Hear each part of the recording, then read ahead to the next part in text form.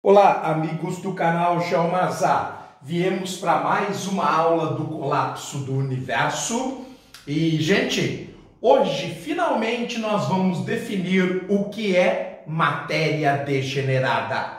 Nós que estamos falando dela há vários programas, enfim, chegamos àquele momento em que nós temos conhecimento suficiente para descrevê-la.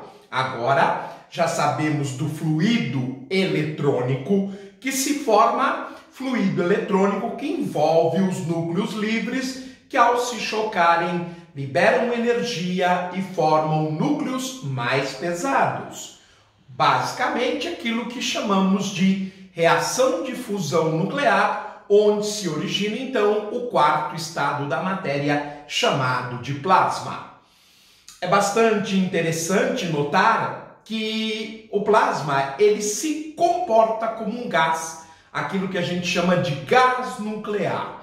E hoje então nós saberemos o porquê. Vejamos o texto base fundamental para que a gente possa entender um pouco mais do interior das estrelas, depois caminhar para corpos onde a densidade é ainda maior, até chegarmos no momento que a última das forças será derrotada.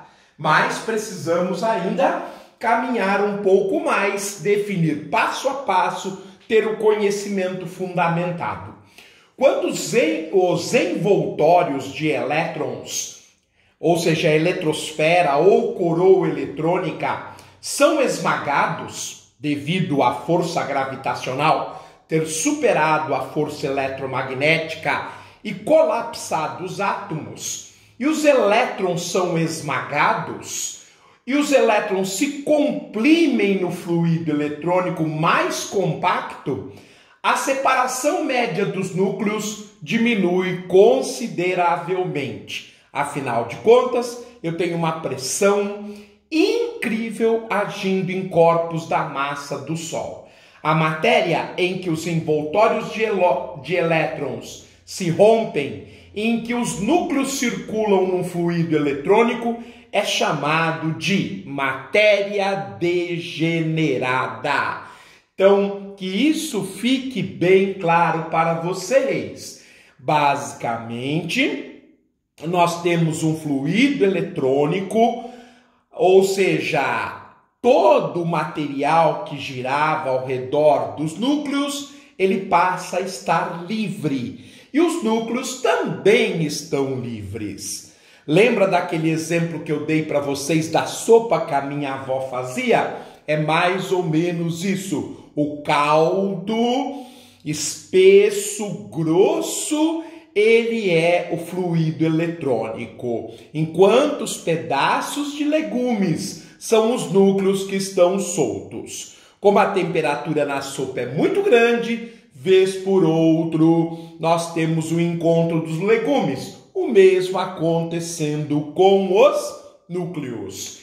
Ela pode ser muito mais densa do que a matéria ordinária.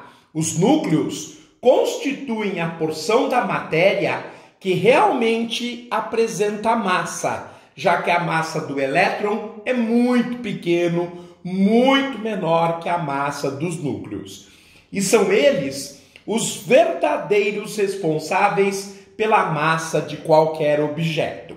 Se são forçados a se juntar na matéria degenerada, mais do que na matéria comum, passa a haver muito mais massa por volume e, por conseguinte, uma densidade muito mais elevada. Apesar dessa alta densidade, porém os núcleos ocupando apenas 1/milionésimo de bilionésimo do volume dos átomos intactos, ainda podem se mover livremente, tal como os átomos e as moléculas de gases comuns. Portanto, malgrado sua elevada densidade, a matéria degenerada age como um gás e apresenta propriedades características de um gás. Um gás nuclear, poderíamos dizer.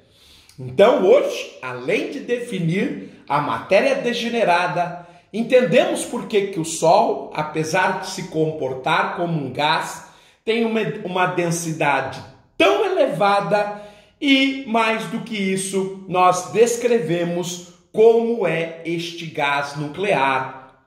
Na verdade, é o quarto estado da matéria, o chamado plasma, a base do nosso Sol e de todas as estrelas que conhecemos.